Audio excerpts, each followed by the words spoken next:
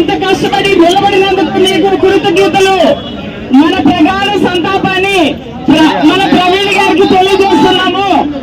ఇప్పుడు శవ పంచాయతీ వారి యొక్క రక్త బంధువు అయిన అన్నయ్య గారు స్టేట్మెంట్ ఇచ్చారు కాబట్టి శవ పంచాయతీ పోలీసు డిపార్ట్మెంట్ వారు ఖచ్చితంగా తీసుకుంటారు.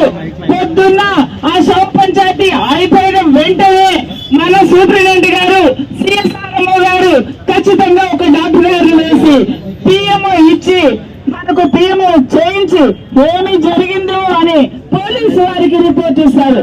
ఇది రూల్ పొజిషన్, అందుకని మనం అర్థం చేసుకుందాము. Thank you.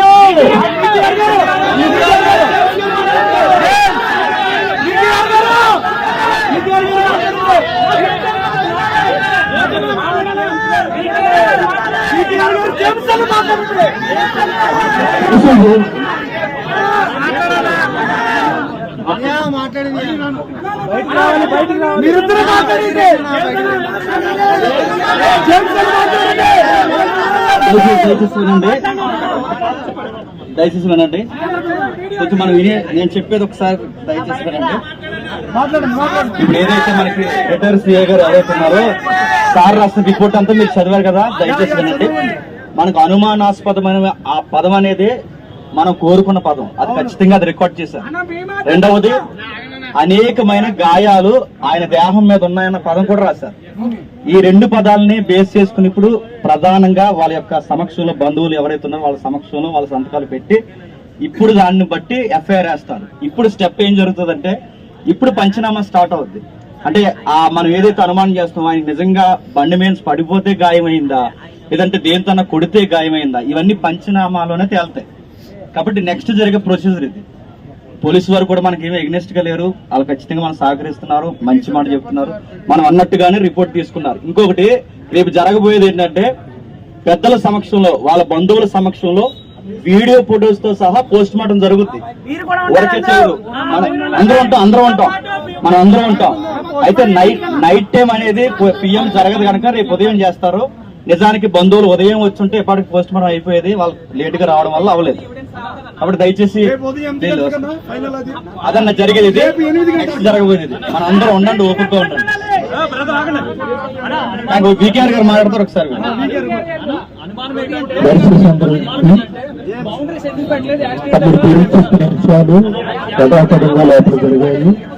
రాసిన కాబట్టి ఇప్పుడు మనమంతా ఏం చేద్దామంటే మన రాజమండ్రి తూర్పుగోదావరి జిల్లా పాస్టర్ పెద్దలు, ఏఐసిసి పెద్దలు రేపు ఉదయం జరగబోయే పోస్ట్ మార్టం దగ్గర వాళ్ళు ఖచ్చితంగా లోకల్ నాయకులు ఉంటారు. ఇప్పుడు వాళ్ళందరూ ఎక్కడ వాళ్ళక్కడ ప్రశాంతంగా మన ఇళ్ళకు చేరుకుందాం. రేపు పోస్ట్ మార్టం అయిన తర్వాత మీకు అప్డేట్ ఇవ్వబడుతుంది.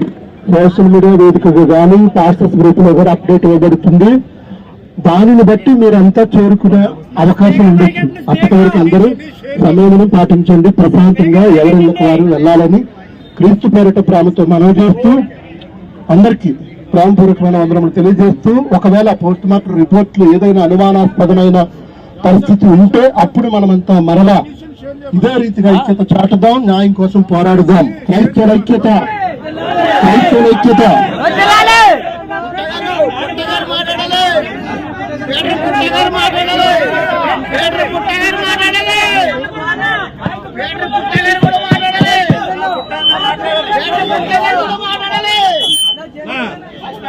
క్రైస్తవుల ఐక్యత, క్రైస్తవుల ఐక్యత, క్రైస్తవుల ఐక్యత. నిజంగా క్రైస్తవ వీరులుగా వచ్చినటువంటి మీ అందరి డిమాండ్ ప్రకారంగా ఇప్పటి వరకు పిటిషన్ ఇవ్వలేదు వాళ్ళు. ఇప్పుడు పిటిషన్ ఇచ్చారు. ఇప్పటి వరకు పిఎం అవదన్నారు. పిఎం మార్నింగ్ చేయడానికి మన డిమాండ్స్ అన్ని కూడా కంప్లీట్ అయ్యాయి. కాబట్టి అందరూ కూడా ఈ రోజు ఈ కార్యక్రమానికి సహకరించిన ప్రతి ఒక్కరికి వందనాలండి. పిటిషన్ కాపీ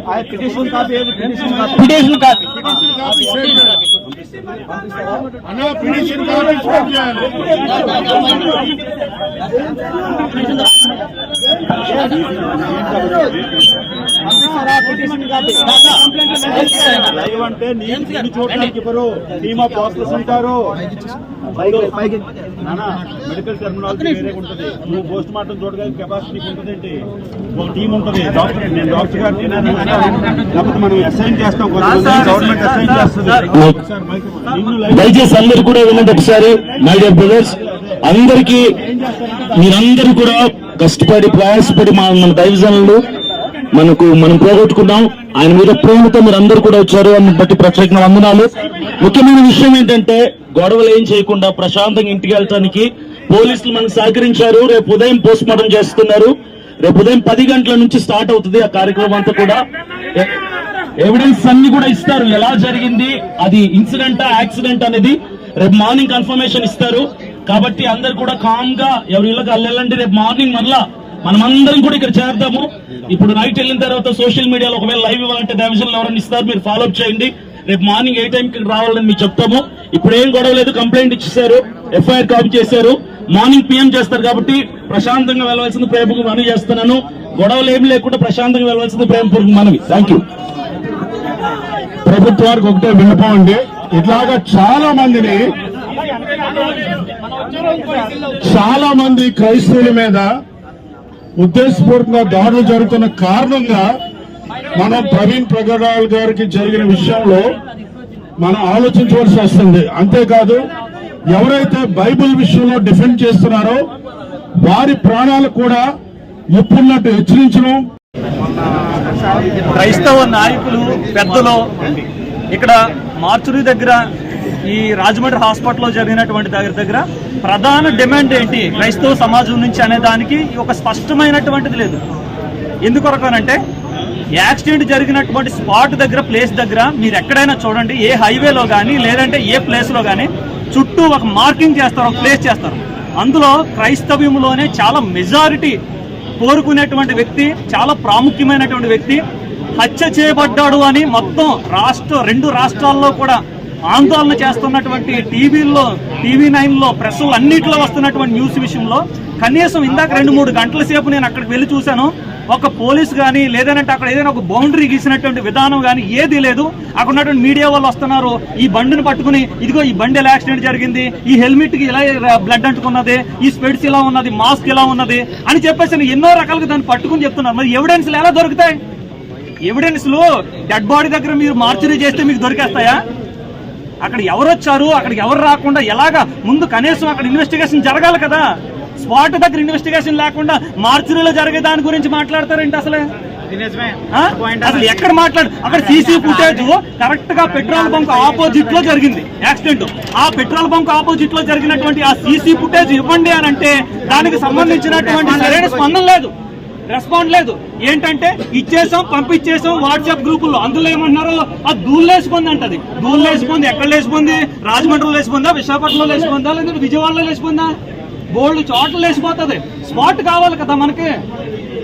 ఆ స్పాట్ కరెక్ట్గా అదే వీడియోనా అక్కడ ఉన్నటువంటి నయారా బంక్ దగ్గర అది కాదా అనేటువంటి మనకి డిమాండ్ వద్దా? మనకి ప్రధానమైన డిమాండ్ వద్దా?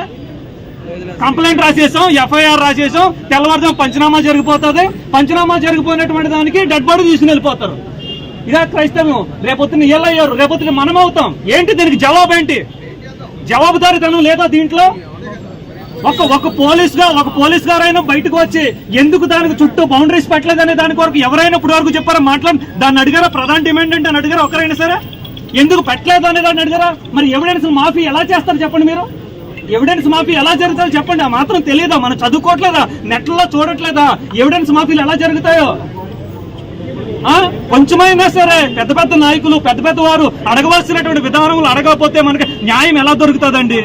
మీరైనా ఆలోచించండి కొంచెం. ఎందుకు పెట్టలేదు గట్టిగా అడగండి. ఈ రోజు మార్నింగ్ మనం 8 గంటలకు వెళ్తాం, అక్కడ 8 గంటలకి ఇక్కడ ఎంత మనకు ఇక రేపు పొద్దున 8 గంటలకు ఏముంటదండి?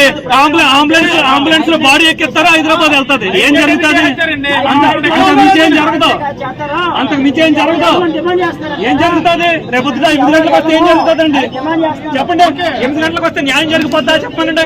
పోస్ట్ మార్టం అవ్వకుండా ఏమవ్వకుండా పోస్ట్ మార్టం స్పాట్ జరిగినట్టు ఎవిడెన్స్ వద్దా మాకు? స్పాట్ లో ఎవిడెన్స్ వద్దా మాకు? బౌండరీ లేకుండా ఎవిడెన్స్ కూడా తారుమారు చేసేస్తుంటే ఎవిడెన్స్ లేకుండా మాకు ఎలాగండి? మాట్లాడరంటే పెద్దలు, మాట్లాడరంటే నాయకులు, మాట్లాడరంటే స్పాట్ దగ్గర వదిలేసి పొద్దుట ఏమవుతుందండి? అవదా గ్యారంటీ ఇస్తాను నేను.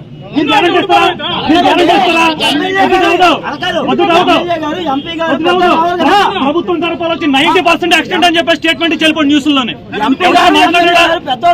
ఎవరైనా మాట్లాడాలంటే న్యూస్ ఛానల్ వెళ్ళవలసింది వెళ్ళిపోయింది. పక్క నుంచి ఎవిడెన్స్ సరిపోతుందంతా పోయింది. ఎవిడెన్స్ దగ్గర ఒక రకమైనటువంటి సేఫ్టీ లేదు. అక్కడ ఎవరో ఒక కనీసం ఒక కానిస్టేబుల్ గారు కూడా లేరు. ఉన్నారని చెప్పారు. నేనుండగా 1000 మంది వచ్చారు ప్రజలు. నేనుండగా 1000 మంది వచ్చారు. ఒక్క పోలీసు లేడండి అక్కడ. ఒక్క పోలీసు గారు లేరు అక్కడ. మరి ఎలా జరుగుతుందండి న్యాయం? పోస్ట్ మార్టం దగ్గరికి నువ్వు వెళ్ళిపోయి నిలబడితే నీకేం తెలుస్తుంది? మెడికల్లో కోస్తారు. తెలీదా మాత్రం మెడికల్ గురించి? పలానా చోట యాక్సిడెంట్ అయింది, తగిలింది అంటారు. ఏం తెలుస్తుంది నీకు వీడియోలోని? అడగండి, సరిగ్గా డిమాండ్ చేయండి. సరే డిమాండ్ లేకుండా వెళ్ళిపోతే మన క్రైస్తవ నాయకుల్లో ఐక్యత లేదు. ఉదయం చెప్పిన వాళ్ళు అందరూ వెళ్ళిపోయారు. నిజంగా మాట్లాడితే ఎవిడెన్స్ లేకుండా అక్కడ అడగండి. ఎవిడెన్స్ లేకుండా అక్కడ అడగండి. ఇప్పుడు కాదండి బ్రదర్ ఇప్పుడు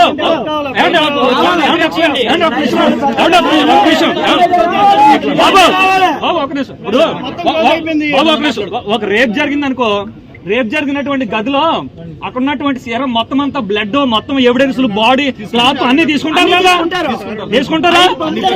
మరి ఎవిడెన్స్ ఎక్కడ తీసుకున్నారు చెప్పండి. దీనికి ఎవిడెన్స్ ఎక్కడ తీసుకున్నారు? దీనికి ఎవిడెన్స్ ఎక్కడ తీసుకున్నారు చెప్పండి సార్. చెప్పండి సార్. మీరు రేపు వచ్చి రేపు ఏం జరిగింది?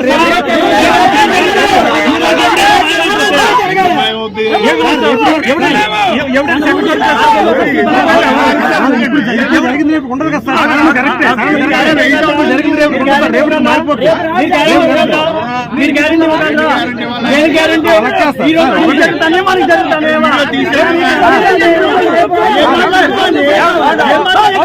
ఒకటే ఒకేసారి లోయ ఒకవేళ యాక్సిడెంట్ అయితే ఒకేసారి ఇలా పడితే బాడీ ఇలా ఎగిరి పడతాం మనం. అంతే కదా? అంతేనా? ఇలా పడితే బాడీ ఇలా ఎగిరి పడతాం. మాత్రం కూడా తెలీదా మీకు? ఎక్కడ ఎవరు చేసి పంటలు చేసేసి బండి మీద పడేసాడు అని అడగడం లేదు మనకి. ఎందుకంటే రేపొద్దు తెల్లవారు ఏం జరుగుతుందండి? బాడీ తీసిన హైదరాబాద్ వెళ్తారు.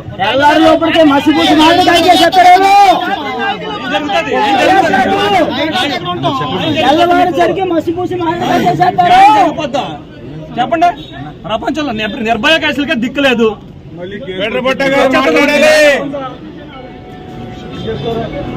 జరిగిన తర్వాత అసలు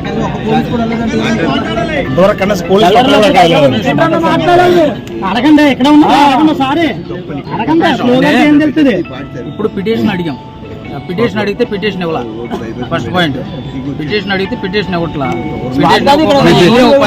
పిటిషన్ ఇస్తానంటున్నారు.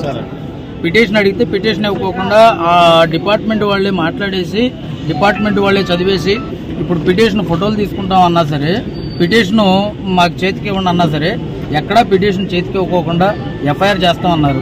ఒకవేళ పిటిషన్లో వాళ్ళకి ఇష్టమైనటువంటి కంటెంట్ రాసుకొని అదే కంటెంట్ మీద సంతకాలు పెట్టించుకొని రేపొద్దున ఎఫ్ఐఆర్ కూడా అదే అయితే ఇప్పుడు ఉన్న పరిస్థితుల్లో మనం ఏం చేయలేం. ఎందుకంటే ఇందాక తెలుగులో చెప్పింది వేరే, ఇంగ్లీష్ లో చెప్పింది వేరే. ఇంగ్లీష్ లో రాసింది వేరు, తెలుగులో చదివింది వేరు. ట్రాన్స్లేషన్ తప్పు చేశారు. కాబట్టి ఆ పిటిషన్ వచ్చేంత వరకు వెయిట్ చేద్దాం. రావాలి. వచ్చిన తర్వాత ఆ పిటిషన్ బేసిస్ గానే ఎఫ్ఐఆర్ అయిందా లేదా, అదే లేదా అనేది మనోభావాల కోసం సాఫ్ట్ కాపీ రిలీజ్ చేయాలి బయటికి. ఖచ్చితంగా.